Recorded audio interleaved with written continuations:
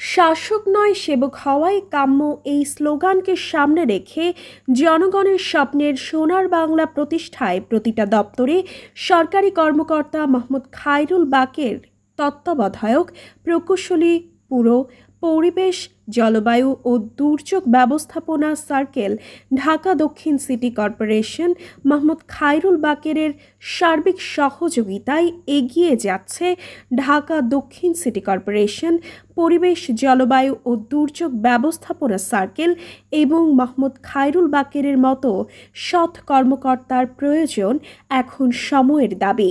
ঢাকা দক্ষিণ city corporation Mohammad Khairul বাকের তত্ত্বাবধায়ক প্রকৌশলী, পৌর, পরিবেশ, জলবায়ু ও দুর্যোগ ব্যবস্থাপনা সার্কেলের কর্মকাণ্ডে তার সৃজনশীল চিন্তাভাবনার বহিঃপ্রকাশ লক্ষণীয়। তিনি সবসময় সাধারণ জনগণের পক্ষের মানুষ হিসেবে তাদের জীবনমান উন্নয়নের চিন্তা করেন। অনেকের সামর্থ্য আছে কিন্তু ভালো কিছু করার চিন্তা থাকে না।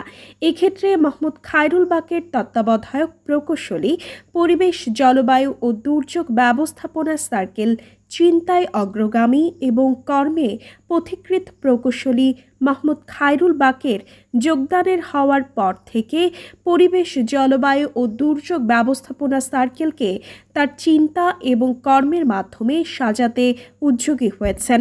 বর্তমান ইউনিয়ন মোহাম্মদ খায়রুল বাকের তত্ত্বাবধায়ক প্রকৌশলী, পরিবেশ, জলবায়ু ও দুর্যোগ ব্যবস্থাপনা সার্কেল আধুনিক সার্কেল গড়ার স্বপ্নদ্রষ্টা।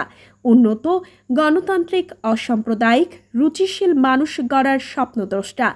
ভালো মানুষের পথ আঁকাবাঁকা, চলতি পথে তার নতুন নতুন শত্রুর মোকাবেলা করতে হবে তা সবাই জানে। স্থানীয় একটি কুচক্রী মহল মোহাম্মদ খায়রুল বাকেরের বিরুদ্ধে মিথ্যা বানোয়াট অভিযোগ ছড়াচ্ছে। আসলে তিনি কোনো অনিয়ম দুর্নীতি করেনি বা অবৈধ সম্পদ অর্জন করেনি তা সবাই জানে। এই মিথ্যা বানোয়াট অপবাদের তীব্র নিন্দা জানাচ্ছি আমরা সাধারণ মানুষ। এরপরেও এগিয়ে চলতে হবে ঢাকা সিটি কর্পোরেশন মোহাম্মদ খায়রুল বাকেরের তত্ত্বাবধায়ক প্রকৌশলী, পরিবেশ, জলবায়ু ও দুর্যোগ ব্যবস্থাপনা সার্কেল। তিনি খুব জনপ্রিয় ব্যক্তি। স্থানীয় জনগণ বলেন মোহাম্মদ খায়রুল বাকের অত্যন্ত ভালো মানুষ।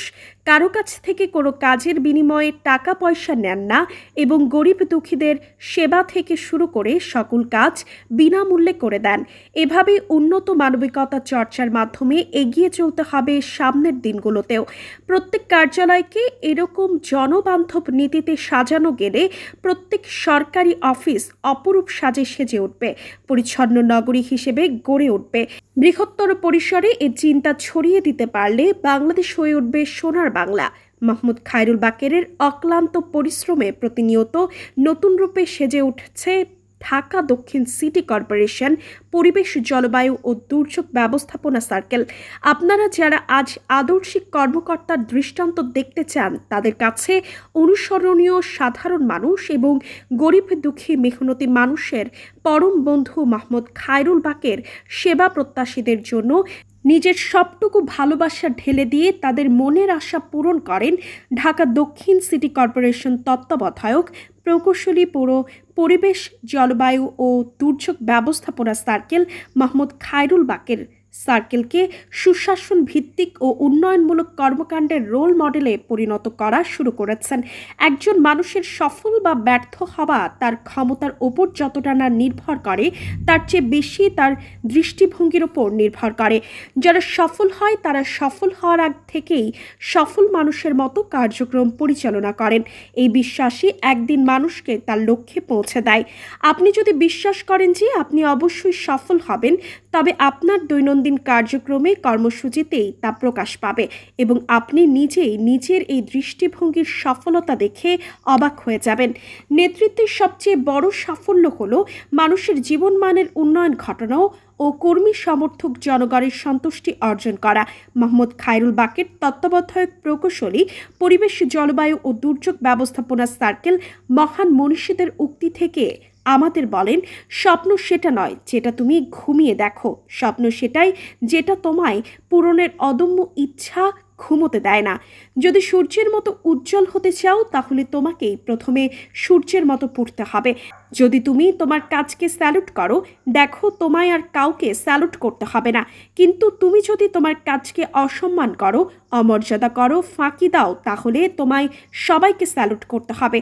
আপনার জন্য শুভকামনা। এবং তিনি যোগদানের পর অত্র সার্কেল সত্য, ন্যায়, সুশাসন ও জবাবদিহিমূলক অফিস ব্যবস্থা নিশ্চিত করেছেন।